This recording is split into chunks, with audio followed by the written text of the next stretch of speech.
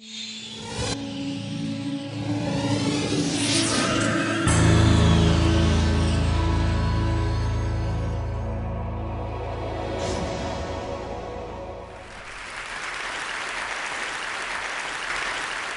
grew up in a very small village in Canada, and I'm an undiagnosed dyslexic. I had a really hard time in school. In fact, my mother told me eventually that I was the little kid in the village who cried all the way to school. I ran away. I left when I was 25 years old to go to Bali. And there I met my incredible wife, Cynthia, and together over 20 years we built an amazing jewelry business. It was a fairy tale. And then we retired. Then she took me to see a film that I really didn't want to see. It ruined my life. The Inconvenient Truth and Mr. Gore. I have 4 kids. And even if part of what he says is true, they're not going to have the life that I had. And I decided at that moment that I would spend the rest of my life doing whatever I could to improve their possibilities. So here's the world, and here we are in Bali. It's a tiny little island, 60 miles by 90 miles. It has an intact Hindu culture. Cynthia and I were there. We had had a wonderful life there, and we decided to do something unusual. We decided to give back locally. And here it is. It's called the Green School. I know it doesn't look like a school, but it is something we decided to do, and it is extremely, extremely green. The classrooms have no walls. The teacher is writing on a bamboo blackboard. The desks are not square. At Green School, the children are smiling. An unusual thing for school, especially for me. And we practice holism. And for me, it's just the idea that if this little girl graduates as a whole person, chances are she'll demand a whole world to live on. Our children spend 181 days going to school in a box. The people that built my school also built the prison and the insane asylum out of the same materials. So if this gentleman had have had a holistic education, would he be sitting there? Would he have had more possibilities in his life? The classrooms have natural light. They're beautiful. They're bamboo. The breeze passes through them. And when the natural breeze isn't enough, the kids deploy bubbles, but not the kind of bubbles you know. These bubbles are made from natural cotton and rubber from the rubber tree. So we basically turned the box into a bubble. And these kids know that painless climate control may not be part of their future. We pay the bill at the end of the month, but the people that are really going to pay the bill are our grandchildren. We have to teach the kids that the world is not indestructible. These kids did a little graffiti on their desks, and then they signed up for 2 extra courses. The first one was called sanding, and the second one was called re-waxing. But since that happened, they own those desks. They know they can control their world. We're on the grid, we're not proud of it. But an amazing alternative energy company in Paris is taking us off the grid with solar.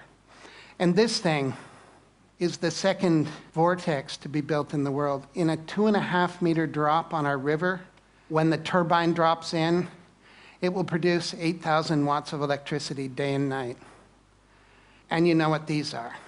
There's nowhere to flush. And as long as we're taking our waste and mixing it with a huge amount of water, you're all really smart, just do the math. How many people times how much water? There isn't enough water. These are compost toilets.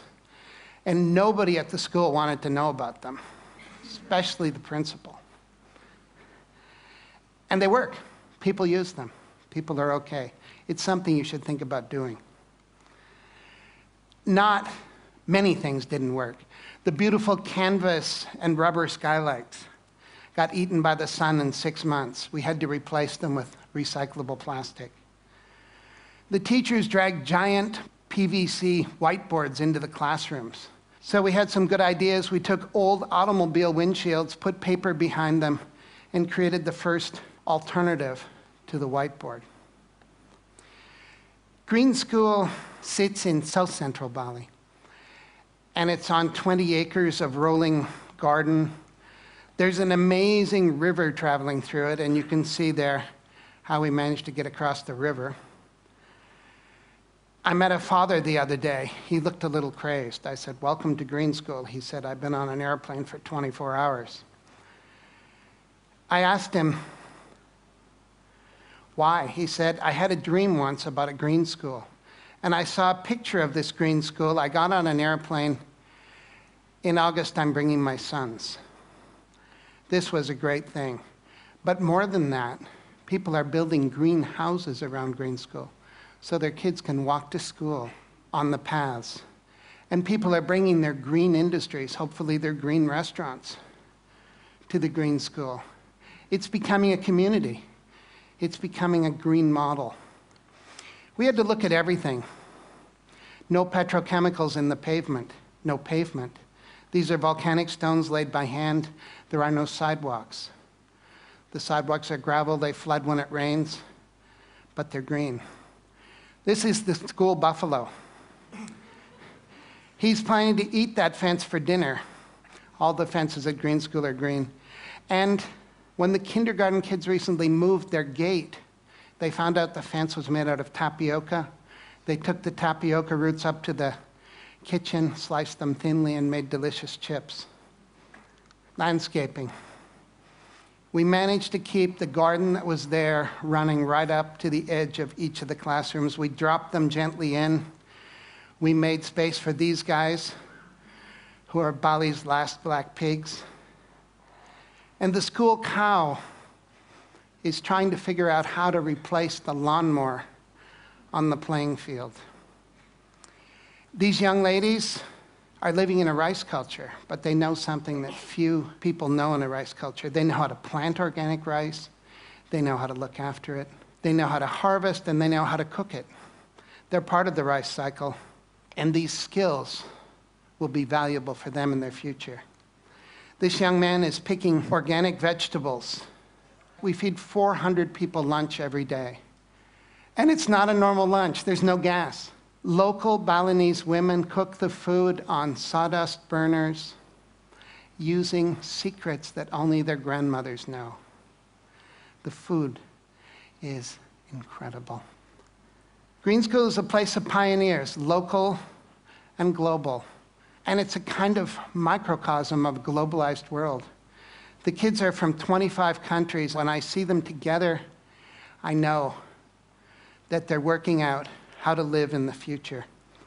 Green School is going into its 3rd year with 160 children. It's a school where you do learn reading, one of my favorites, writing, I was bad at it, arithmetic, but you also learn other things. You learn bamboo building. You practice ancient Balinese arts. This is called mud wrestling in the rice fields. The kids love it. The mothers aren't quite convinced. We've done a lot of outrageous things in our lives, and we said, okay, local, what does local mean? Local means that 20% of the population of the school has to be Balinese. And this was a really big commitment, and we were right.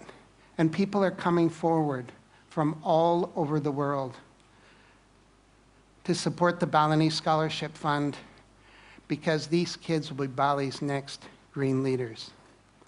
The teachers are as diverse as the student body, and the amazing thing is that volunteers are popping up.